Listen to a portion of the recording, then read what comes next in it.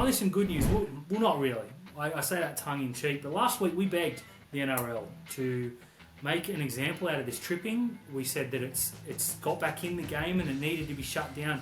Isaiah Papali'i's been suspended for 1 week for his awful trip on the weekend.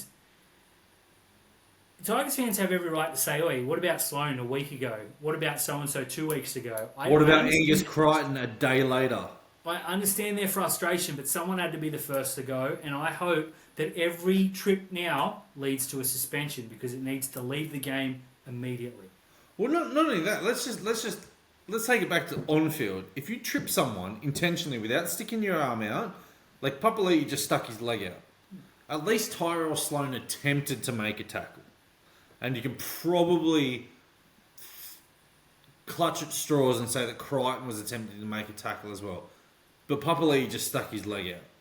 If your leg makes contact first and you trip a bloke, you need to spend 10 minutes in the sin bin. Straight up.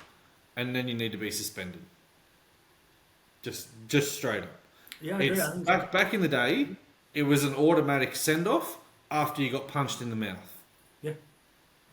Why not? It's crept back in, mate. We said a couple of weeks ago when we saw it and it wasn't penalised or it wasn't dealt with severely, it's going to creep in. And I'm not going to say for a second that Papali'i did it on purpose. It's a reaction. You put your foot out. But it's going to get to a point where someone's going to run through. You're going to be wrong-footed. Oh, just kick him. Just take him down to save to try and deal with whatever happens. Yeah. And as I said, like back in the old days, even in the 90s, it was a send-off after you had got slapped around.